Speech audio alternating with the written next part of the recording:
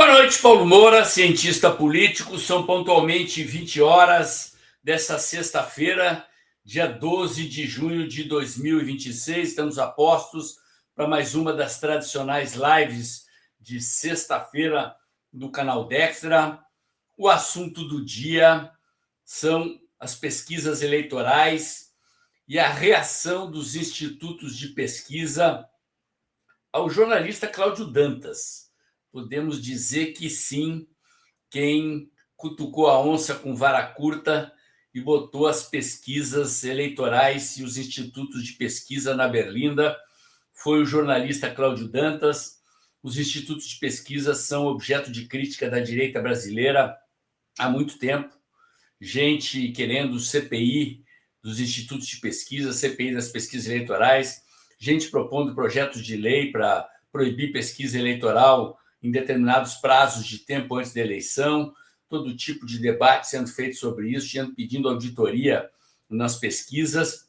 Isso nunca acontecia, e com uma crítica contundente que o Cláudio Dantas fez ao Instituto Atlas Intel, naquele episódio em que o Atlas Intel colocou o áudio da conversa do Vorcaro numa pesquisa que eles coletavam dados no Instagram.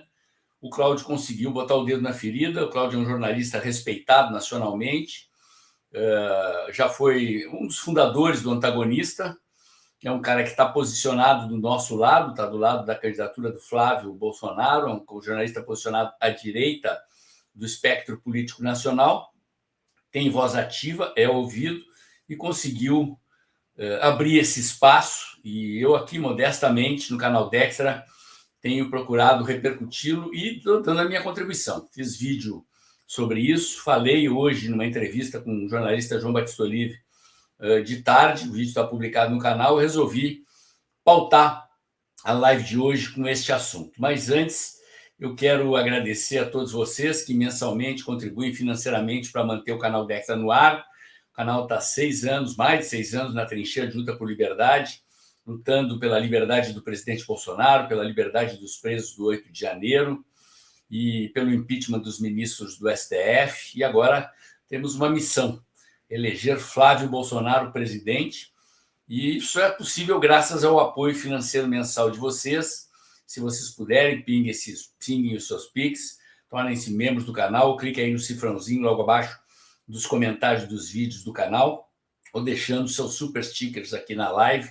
O mesmo procedimento, é só clicar no cifrãozinho ali e o Google debita no seu cartão de crédito a sua contribuição. Agradeço a todos que me conferem a sua audiência, o seu carinho, a sua atenção, o seu apoio. E é assim que a gente toca o canal. Felizmente, o canal voltou a crescer depois que o YouTube derrubou a audiência, mais ou menos lá por maio de 2025. O debate eleitoral esquentou, a direita voltou a prestar atenção na política. Eu estou fazendo as capinhas dos vídeos pelo ChatGPT, que deu uma turbinada também. As capinhas estão ficando muito bonitas e elas ajudam a atrair. Algumas vezes também eu peço para o ChatGPT sugerir títulos mais provocativos, isso também está ajudando, mas é a eleição, gente, é a eleição. A direita brasileira está na ponta dos cascos e a eleição está muito interessante. Então, vamos lá, gente. O que aconteceu essa semana? Aconteceu que os institutos de pesquisa viraram personagens políticos da eleição, e tudo começou com aquele episódio em que o Instituto Atlas Intel resolveu colocar o áudio do Flávio Bolsonaro conversando com o Vorcaro num questionário de pesquisa. A Atlas Intel coleta suas entrevistas pelo Instagram. Eles penduram lá a pesquisa e a pessoa clica num botão, abre-se o questionário e você responde. Eu já respondi perguntas das entrevistas deles, tanto para a pesquisa nacional quanto para a pesquisa estadual aqui do Rio Grande do Sul. Então, eles coletam milhares e milhares de respostas e depois eles filtram, jogam isso dentro das cotas de representação da população brasileira conforme os dados censitários, né? Proporção entre sexo, idade, grau de instrução e faixa de renda da população brasileira, e publicam as pesquisas, né? E foi considerado, então, que esta técnica de colocar o áudio da fala no questionário, induzia os entrevistados, e o PL entrou na justiça depois da denúncia do Cláudio Dantas. A pesquisa foi tirada do ar, Cássio Nunes Marques tirou a pesquisa do ar, a coisa foi a julgamento no TSE, não sei se já terminou o julgamento, mas a polêmica ficou estabelecida. O Andrei Rodrigues, dono do Instituto, ficou pé da vida. Ele, na verdade, ele se denunciou, né? Ele, nas entrevistas que ele deu depois da publicação da pesquisa, ele se mostrou enviesado para a esquerda, deu declarações que mostraram que ele tem um posicionamento político pessoal antipático ao Flávio, e isso colocou em descrédito a pessoa dele e o Instituto Atlas Intel, e isso, de certa forma, acendeu um sinal amarelo para todos os institutos de pesquisa. Depois saiu a pesquisa Quest e surgiu um personagem que não é um personagem novo, chamado Leonardo Dias, um cientista de dados. Ele já tinha feito isso na eleição passada e ele se debruçou sobre a amostra da pesquisa Atlas Intel. Debulhou a pesquisa. Não sei se vocês sabem, pesquisas eleitorais têm a obrigatoriedade por lei, o Instituto tem a obrigatoriedade por lei de registrar no Tribunal Superior Eleitoral o plano amostral e o questionário. O plano amostral é um documento técnico no qual o Instituto mostra como é que ele calculou a amostra. A amostra tem que ser uma fatia da sociedade brasileira rigorosamente proporcional aos dados da representação por sexo, idade, grau de instrução e faixa de renda da população. Então, a fatia dos entrevistados do Instituto tem que corresponder fielmente à representação desses segmentos da sociedade na amostra. Só que até hoje nunca tinha surgido alguém que fosse lá e conferisse se os dados amostrais das pesquisas registradas correspondem efetivamente a dados censitários oficiais da população brasileira. Eu falei dados censitários, mas não é recomendável usar os dados do IBGE, os dados do censo, porque o censo é feito de 10 em 10 anos e ele se desatualiza, ainda mais se o IBGE é comandado pelo Márcio Porco, né? Então, tem dados do TSE, tem dados da PNAD, tem vários dados que, combinados, fornecem um retrato mais fiel da população brasileira. A Quest foi fiel, a Quest foi rigorosamente técnica nesse aspecto, cometeu até um pequeno errinho, bem pequeno, e, curiosamente, o errinho prejudicava o Lula. Na amostra da Quest, tinha um pequeno desvio, eles estavam entrevistando uma quantidade maior de gente um pouco mais rica e menor de gente um pouco mais pobre. Então, pela pesquisa Quest, se fizesse essa correção, o Lula apareceria até um pouquinho melhor do que ele apareceu. Então, vocês vejam que com isso, e olha, estamos falando aqui do Quest, que é um instituto oficialista, que faz pesquisa para Globo. Em seguida, eu já vou mostrar mais uma coisa curiosa que aconteceu. E a Quest foi, tecnicamente, neste aspecto do cálculo amostral, impecável. Impecável. Outra coisa que deve se elogiar na Quest, e o Felipe Nunes é um cara que foi marqueteiro da Dilma, trabalhou para Dilma, trabalhou para governos petistas, mas ele deu a cara a tapa.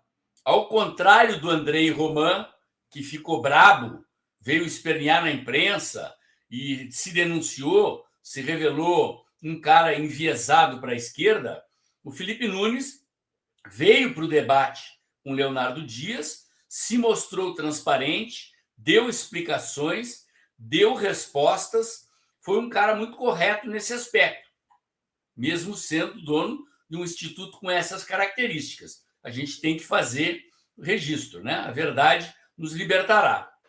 Onde é que estavam os problemas, a meu ver, da pesquisa da Quest? Primeiro, no número de perguntas do questionário. Felipe Nunes diz que fez 106 perguntas. Gente, é difícil, é difícil.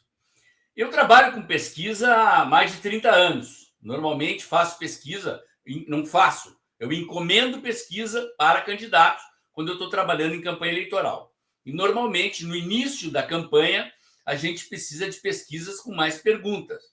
30, 35 perguntas. E os institutos já reclamam. Por quê? Porque o eleitor, ele não tem paciência de ficar respondendo mais de 30 perguntas. E o Felipe Nunes diz que fez 106 perguntas. A técnica do Felipe Nunes é a técnica mais precisa. Entrevista residencial, amostra estratificada pelos setores censitários do IBGE. Sorteiam-se as cidades, entre cidades pequenas, médias e grandes, região rural, região urbana, região de centro de cidade, região de periferia da cidade, região de classe média, região de classe alta, região de classe pobre, e sorteiam-se os bairros e os entrevistadores vão bater na porta da casa das pessoas. Essas entrevistas são checadas com gravação e, se houver um problema técnico, as 20 ou 30% das entrevistas são refeitas. O Felipe Nunes, da Quest, fez a pesquisa by the book, como dizem os americanos, pelo manual, tecnicamente irreparável a pesquisa da Quest. Então, a manipulação não está aí. A manipulação não está aí. O Felipe Nunes está devendo uma explicação. Eu gostaria, sinceramente, de saber como é que ele conseguiu fazer 2.000 entrevistas de 106 perguntas. O segundo problema é o seguinte: havia perguntas no questionário que não foram divulgadas. Dentre elas, perguntas sobre a substituição do Flávio. Né? Se o Flávio for substituído por A, B ou C candidato, o que você acha? Você votaria, não votaria? Perguntas desse tipo. Ou seja, quem estava interessado nas respostas? Quem encomendou essas perguntas? Por que esta pergunta não foi divulgada? Por que as respostas para essa pergunta não foram divulgadas? Quem pagou para que essas perguntas fossem feitas? Porque a pesquisa é paga pelo Banco Genial Quest, mas havia outros pagadores para um questionário de 106 perguntas? Se havia, quem foram eles? Porque essa é uma pergunta de gente que está interessada em tirar o Flávio. Nós estamos vendo politicamente um segmento da mídia, um segmento do sistema financeiro, um segmento do Centrão querendo tirar o Flávio da parada. Quem encomenda esta pergunta está querendo influenciar o jogo político. Então, o Felipe Nunes está devendo resposta para essa questão. Então, vocês veem que as pessoas falam em manipulação, que as pesquisas manipulam, imaginando que a manipulação está nos números. E não necessariamente está. Dá para mexer nos números? Dá. Mas mexer nos números pode dar na vista. Ainda mais agora que tem o Leonardo Dias botando a lupa nas amostras, nos cálculos amostrais. A manipulação é muito mais sofisticada do que se imagina. Né? Ela pode ser feita como fez a Atlas Intel, meter um áudio que induz as pessoas a reagir e, consequentemente, criar um fato político que, divulgado na mídia, impacta a opinião das pessoas.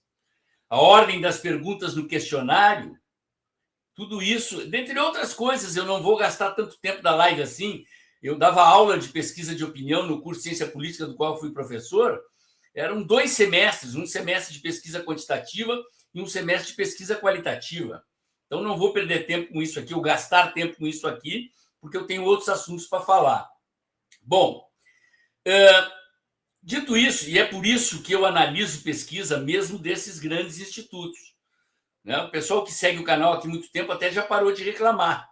já estão acostumados, já estão aprendendo a interpretar a pesquisa, né?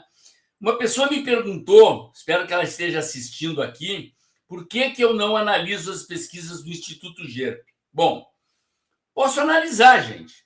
O Instituto GERP, em geral, ele tem uma discrepância a favor da direita nos números que ele publica, né? Então, os outros institutos têm números mais ou menos parecidos. Então, quando alguma coisa sai de um padrão, eu boto em observação, tá? Então, atendendo a pedidos, uma hora dessas, quando sair pesquisa do Instituto GERP, eu vou analisar. Mas por que acontecem as diferenças entre os institutos de pesquisa? Eu descobri fazendo orçamento para o meu cliente aqui no Rio Grande do Sul. Estou trabalhando, sou estrategista político da campanha do pré-candidato Sanderson ao Senado. E eu precisei pedir orçamento para institutos de pesquisa para fazer as pesquisas internas da campanha. E o que eu constatei? O mercado está saturado de pesquisa. Os institutos estão até aqui de pesquisa. Estão atropelando, estão fazendo pesquisa de qualquer jeito. Então, tem instituto que faz pesquisa presencial domiciliar, como a Quest, dá um trabalho, é mais caro, entrevistador, indivíduo, vai bater na porta das pessoas, no Brasil inteiro. Imagine o preço de uma pesquisa dessas. Tem como Datafolha, que faz a pesquisa em ponto de fluxo. Em vez de bater na porta da casa das pessoas, pega as pessoas e nas ruas, em regiões movimentadas. Tem instituto que faz a pesquisa por telefone, mas com um ser humano telefonando. Tem instituto como Atlas Intel, que coleta as entrevistas pelo Instagram, pela internet. E tem instituto que coleta entrevistas com robô por telefone. Essas metodologias diferentes podem implicar em coleta de números diferentes. E com os institutos estando atrolhados de pesquisa, com excesso de demanda e querendo faturar e pegando pesquisas, não apenas pesquisas publicadas, mas pesquisas para os partidos políticos, pesquisas para os candidatos, muita barbeiragem é feita na cozinha dos institutos, gente. Muita barbeiragem é feita. Vocês querem ver um exemplo? Aconteceu com o Instituto Veritá. Saiu hoje a notícia. O Instituto Veritá, ele coleta entrevistas por telefone com o robô. Então, você recebe a ligação e o robô pergunta, você tem que digitar no teclado as respostas. Eu acredito que o Instituto Veritá esteja usando inteligência artificial para fazer o processamento e análise dos dados da pesquisa. Vocês sabem o que aconteceu? Eles estavam fazendo pesquisa em Santa Catarina e no meio da pesquisa deles, por isso que eu acho que foi inteligência artificial cometendo erro, sim, a inteligência artificial é meio burra, quando ela está com excesso de demanda, ela começa a misturar informações. Apareceram na pesquisa de Santa Catarina cidades do Maranhão, várias cidades do Maranhão misturadas na amostra da cidade de Santa Catarina. Para quem conhece inteligência artificial, o que acontece? O que eu imagino que aconteceu? Por exemplo, o Instituto Veritá possivelmente tinha feito uma pesquisa no Maranhão e processou essa pesquisa usando a inteligência artificial e não limpou a memória da inteligência artificial. Se você não limpa a memória da inteligência artificial, não sai, não desliga e liga ela de novo, ela fica com o trabalho anterior hospedado lá. E aí você começa um novo trabalho. O que acontece? Quando ela vai pensar, de repente ela vai lá e busca informações do trabalho anterior que está lá na memória dela e mistura e faz confusões. É o que eu acho que aconteceu com o Instituto Veritá.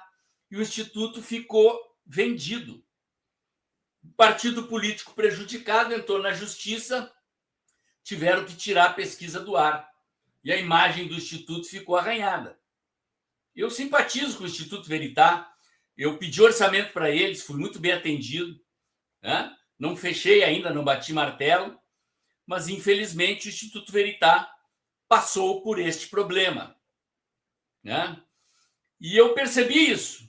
Vários institutos nem quiseram me apresentar orçamento porque eles disseram que não tem mais condições de pegar nenhum cliente, tamanha a quantidade de pesquisas que eles estão fazendo no Brasil inteiro.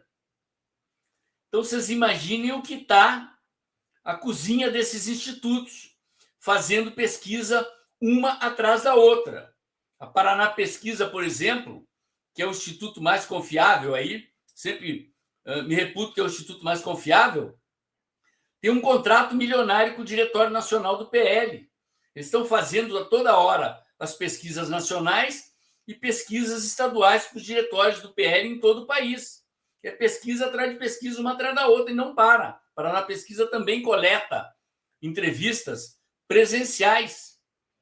Mandar o entrevistador bater na porta da casa, que é a técnica mais confiável. Bater na porta da casa do eleitor e fazer a entrevista. Então, vocês veem, gente, que a coisa é bem complicada. É bem complicada.